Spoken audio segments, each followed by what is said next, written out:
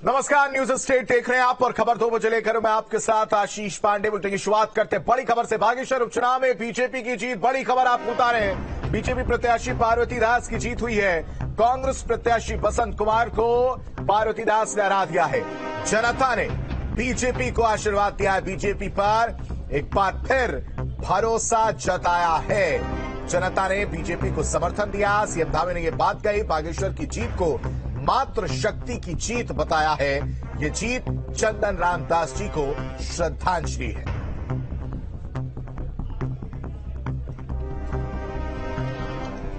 आभार व्यक्त करना चाहता हूं बागेश्वर के मतदाताओं का, बड़े बुजुर्गों का, हमारी मातृशक्ति का, विशेष रूप से नौजवानों का, कि उन्होंने राज्य सरकार की नीतियों पर और हमारे प्रधानमंत्री आदरणीय मोदी जी के विजन पर, उत्तराखंड के लिए जो काम कर रहे हैं, देश के लिए जो काम कर रहे हैं, उन सभी पर वहां की जनता ने मोहर लगाई है।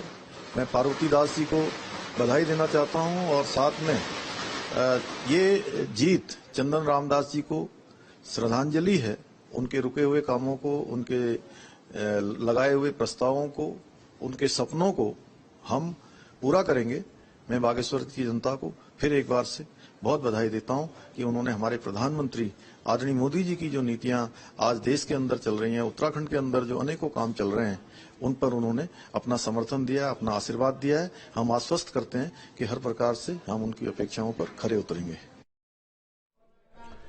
और इस खबर पर ज्यादा जानकारी के साथ हमारे संवाददाता अजीत राठी हमारे साथ जुड़े। अजीत, बीजेपी पर एक बार फिर जनता ने भरोसा जताया। पार्वती दास जीतती हुई नजर आई हैं।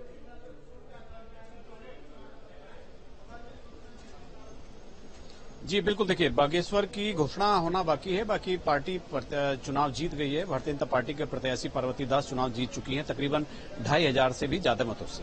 और यहां पर यह भी उल्लेखनीय है कि ये चुनाव भारतीय जनता पार्टी का लगातार 5वां चुनाव है जो भारतीय जनता पार्टी का प्रत्याशी बागेश्वर विधानसभा सीट से चुनाव जीते हैं। 4 बार चंदन रामदास इस सीट से विधायक रहे हैं और 5वीं बार उनकी पत्नी, चूंकि उनके निधन से ये सीट खाली हुई थी तो यहां बाई इलेक्शन कराना पड़ा, तो उनकी पत्नी पार्वती दास भी चुनाव जीत गई है। लगातार 5वीं जीत है। और 2002 में एक बार यहां पर कांग्रेस जीत पाई थी, तो उसके बाद 4 सामान्य निर्वाचन और एक ये बाई इलेक्शन, तो पांचों के पांचों चुनाव भारतीय जनता पार्टी ने जीते।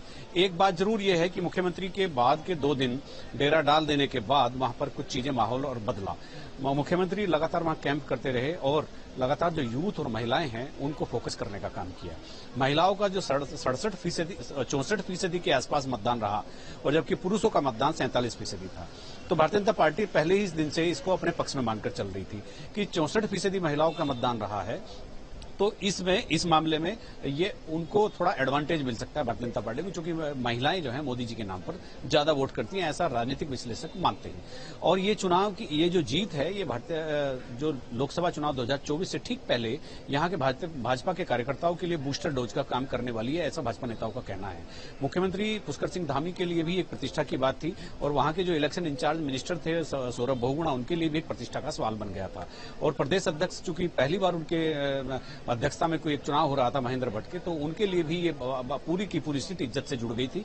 और चूंकि ये एक लिटमस टेस्ट था भारतीय जनता पार्टी के लिए 2024 के लोकसभा चुनाव से पहले, और ये उपचुनाव भारतीय जनता पार्टी के लिए जीतना।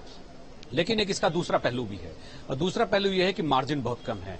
कांग्रेस अपनी हार को भी जीत में देख रही है और भाजपा अभी तो जीत के जश्न में डूबी है, लेकिन जब मार्जिन कम होने का विश्लेषण होगा तो भारतीय जनता पार्टी को नए सिरे से, उनके रणनीतिकारों को, उनके थिंक टैंक को नए सिरे से कार्य योजना तैयार करनी होगी बागेश्वर के लिए, क्योंकि मार्जिन कम होना ये एक अच्छा संकेत नहीं है। जीत के जश्न में मार्जिन का कम होना अभी फिलहाल दब गया है। 12,500 से जिस सीट से 1 साल पहले चंदन रामदास जीते थे, वहां मुश्किल 2,500 वोटों से उनकी पत्नी पार्वती दास जीत पाई, जबकि भाजपा की सरकार है और मंत्री का निधन होने के बाद वो जो सहानुभूति उपजी थी वो भी है। तो इस सत्तारूढ़ दल का फायदा, सहानुभूति की उपज, ये तमाम चीजें होने के बावजूद मतलब 2,500 से के आसपास मतों से भाजपा का जीतना ये उतना उत्सुकता नहीं बनाता, उतनी उत्सुक करने वाली बात नहीं है जितना भारतीय जनता पार्टी के नेता कह रहे हैं।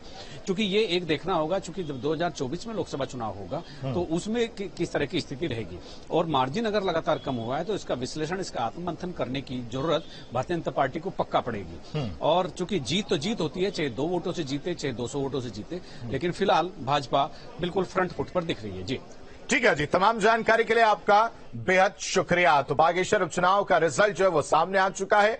बीजेपी पर एक बार फिर से जनता ने भरोसा जताया है।